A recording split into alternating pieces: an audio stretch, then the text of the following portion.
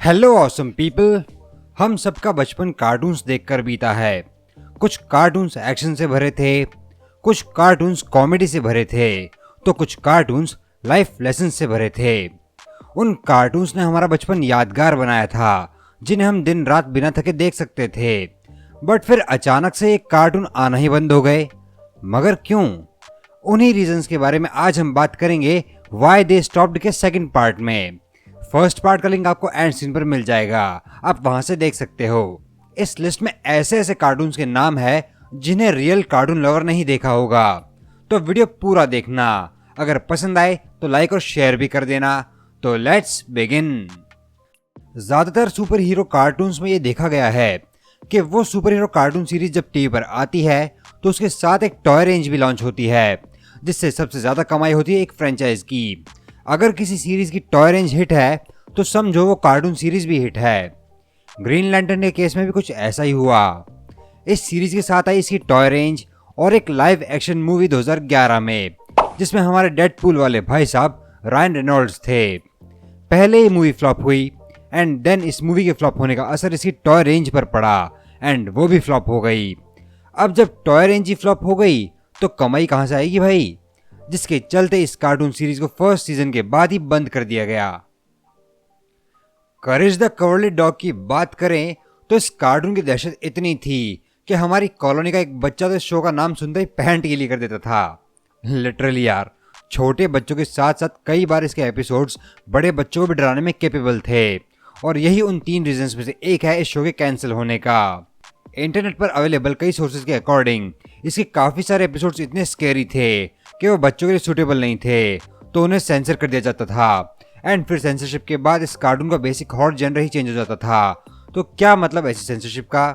कोरा के अकॉर्डिंग इसके कुछ एपिसोड्स इतने स्केरी थे कि उन्हें देखने के बाद कई बच्चों को हॉस्पिटल में भर्ती करना पड़ा, इतने डर गए थे वो बच्चे। दूसरा रीजन मुझे ये मिला कि इस शो के क्रिएटर का स्टूडियो बंद हो गया था, जिस वजह से वो इसके और एपिसोड्स प्रोड्यूस नहीं कर पाए, जिस वजह से सीएन ने इस शो को कैंसिल कर दिया था। हालांकि इस शो के वापस आने की उम्मीद है, क्योंकि इस शो के क्रिएटर जॉन डिलवर्थ लगे हुए हैं इसे वापस लाने में। या तो सीएन पर आएगा या फिर HBO मैक्स पर। तीसरा रीजन ये मिला कि टम्बलर पर एक यूजर ने एक पोस्ट में कहा कि इसके एक एपिसोड द मास्क में डोमेस्टिक वायलेंस और लेस्बियन सीन्स दिखाए गए थे, जो सीएन की पॉलिसी के खिलाफ थे, इसलिए उन्होंने ये शो कैंसिल कर दिया। इसके पुराने एपिसोड्स अभी भी दिखाए जाते हैं टीवी पर कई बार। अगर ये अभी भी दिखाए जाते हैं तो कमेंट करके बता सकते हो। एंड इन तीनों रीजंस में से कौन सा रीजन आपको सबसे ज्यादा जेन्युइन लगा वो भी कमेंट करके बता सकते हो। अगर आप डीसी कॉमिक्स के फैन हैं तो आपको जस्टिस लीग और टीन टाइटंस के अलावा यंग जस्टिस के बारे में भी जरूर पता होगा। डीसी कॉमिक्स ने सीरीज में स्टोरी और कैरेक्टर से जुड़े काफी एक्सपेरिमेंट्स किए थे।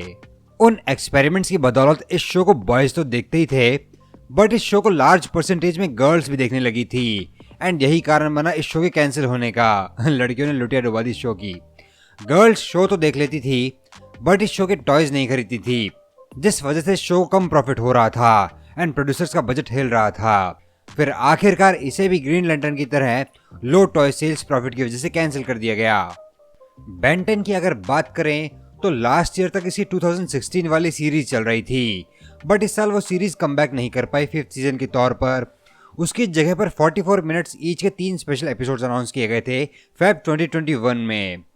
होने को तो ये रिबूट है पुरानी वाली बेन 10 सीरीज का, बट उन पुरानी सीरीज का क्या हुआ जो रिबूट वर्जन बनाना पड़ा? कुछ सोर्सेज के अकॉर्डिंग सीएन वालों को फाइनेंशियली पुरानी सीरीज काफी कॉस्टली पड़ रही थी उसके हाई प्रोडक्शन एक्सपेंसेस की वजह से।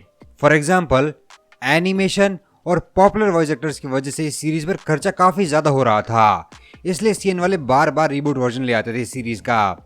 अब तो हालात ये है कि बेन 10 शायद नेक्स्ट ईयर रिन्यू भी ना हो, या फिर कोई नया रिबूट वर्जन आ जाए इसका, हु नोज। अगर आपने कभी डकटेल्स देखा हो या इसके बारे में सुना हो तो आपको ऑलरेडी आइडिया होगा इस शो की ऑसमनेस का। इसके थीम सॉन्ग की तो कहने ही क्या। इसकी पॉपुलैरिटी को भुनाने के लिए डिज्नी ने इसका रिबूट वर्जन भी लॉन्च किया था कुछ साल पहले, जो रिसेंटली कैंसिल हो गया। एक्चुअली इसका रीजन ये था कि डिज्नी कुछ शोज को पर्टिकुलर एपिसोड स्लॉट तक ही प्रोड्यूस करती है। उनकी 65 एपिसोड्स तक की कैप होती है, जिसके बाद ये लोग न्यू शोज पर शिफ्ट हो जाते हैं या रिबूट वर्जन लॉन्च कर देते हैं। डकटेल्स के केस में भी ऐसा ही हुआ लगता है, क्योंकि डिज्नी ने इसके कैंसलेशन के टाइम सीरीज का रिबूट वर्जन डार्कविंग डक अनाउंस कर दिया था डिज्नी प्लस के लिए। भाई लोग, अगर आपने द रिप्लेसमेंट्स नहीं देखा तो आपने अपनी लाइफ में काफी कुछ मिस कर दिया। इसका कॉन्सेप्ट इतना मस्त था कि एक बार तो हम सबने सोचा ही होगा कि काश ऐसी रिप्लेसमेंट सर्विसेज हमारे पास भी होती, जिससे हम हर चीज को हमारी लाइफ से रिप्लेस कर सकते जो हमें अच्छी नहीं लग रही हो। फिर चाहे वो सड़क पर गोबर करने वाले एनिमल्स हो या फिर अनोइंग मैथ्स टीचर। वैसे मेरी मैथ्स टीचर से या किसी एनिमल से कोई दुश्मनी नहीं है, बस वो ये बात है कि जब भी बारिश होती है तो गोबर में मेरा पैर जरूर भरता है। ये मेरा हर साल का रिकॉर्ड है। और मैथ्स टीचर की बात करें तो मेरी लाइफ में हमेशा से अनोइंग मैथ्स टीचर ही रहे हैं। मतलब एक से एक तपाऊ झिलाऊ मैथ्स टीचर, और उन्होंने सबने मिलकर बहुत सूड़ा है मुझे। तो यार, ऐसी इरिटेशन और ऐसी फ्रस्ट्रेशन तो लाजमी है, बाकी मुझे कोई दिक्कत नहीं है। खैर, बैक टू द पॉइंट, ये मेरी फ्रस्ट्रेशन थी। इसके कैंसिल होने का रीजन भी वही था, लिमिटेड एपिसोड कैप वाला। आई विश कि सीरीज दोबारा रिन्यू हो जाए तो भाई लोग सच में मजा आ जाए। मैं तो दोबारा देखने को तैयार हूं इसको।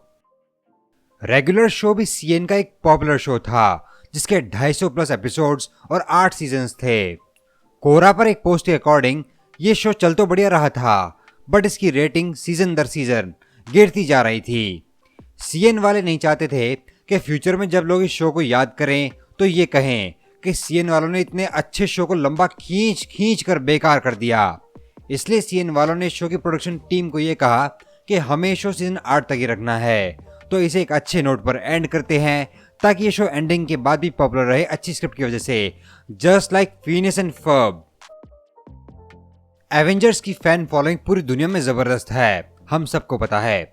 इसकी मूवीज, इसकी मर्चेंडाइज तो हिट थी ही, साथ ही इस फ्रेंचाइजी कार्टून सीरीज भी हिट थी। बहुत ही कम टाइम में एवेंजर्स, अर्थ्स माइटिएस्ट हीरोज की फैन फॉलोइंग आसमान छूने लगी। बट प्रोड्यूसर्स को ये सीरीज उनके एग्जिस्टिंग मार्वल सिनेमैटिक यूनिवर्स से अलग लग रही थी, उससे मैच नहीं कर रही थी, रिलेट नहीं कर रही थी, जिस वजह से इस शो को बीच में बंद करके एवेंजर्स असेंबल लॉन्च कर दिया। जिसके बाद वर्ल्ड वाइड जहां जहां अर्थ्स माइटिएस्ट हीरो दिखाया जाता था, वहां वहां फैंस ने भारी नाराजगी जताई। एडवेंचर टाइम मेरे फेवरेट कार्टून्स में से एक है। इसके बंद होने के रीजन से मैं भी रिलेट कर सकता हूं, क्योंकि कुछ टाइम पहले मेरे चैनल के साथ भी वही हो रहा था जो इस कार्टून के साथ हुआ था। एक टाइम तक ये शो इतना हिट था कि सीएन के ऑल टाइम पॉपुलर कार्टून्स में से काउंट किया जाता था। बच्चों से लेकर बड़ों तक सबको पसंद था ये शो। बट फिर धीरे धीरे लोग इस कार्टून से बोर हो गए एंड दूसरे कार्टून्स की तरफ शिफ्ट होने लगे। अब सीएन वालों को इस शो से मनचाही और पहले जैसी टीआरपी नहीं मिल रही थी, तो उन्होंने शो को टीन टाइटंस गो और बेन 10 जैसे शोज को प्रमोट करने के लिए ड्रॉप कर दिया। जिमी न्यूट्रॉन उस टाइम के सबसे पॉपुलर शोज में से एक था एंड ये शो निक पर दिखाया जाता था। इसकी स्टोरी से लेकर एनिमेशन तक सब शानदार था एंड यही शानदारपना इसे कैंसिल होने की वजह बनी। क्योंकि ये 3D एनिमेटेड शो था तो इसकी प्रोडक्शन कॉस्ट भी काफी ज्यादा थी। इसकी प्रोडक्शन कंपनी डीएनए प्रोडक्शंस घाटे में जा रही थी एंड लगातार लॉस के चलते वो कंपनी बंद हो गई। इस वजह से ये सीरीज रिवाइव नहीं हो पाई। आपको मजा आया कि नहीं ये वीडियो देखने में? कमेंट करके जरूर बताना। इस लिस्ट में से अपने टॉप 3 फेवरेट कार्टून्स भी जरूर कमेंट करना। वीडियो अच्छा लगा हो तो लाइक करना, शेयर करना, ऑल ऑसम फैक्ट्स को सब्सक्राइब करना। इसका एक और पार्ट देखना चाहते हो तो कमेंट करना। मैं मिलूंगा आपसे जल्दी ही। Till then stay safe and stay awesome.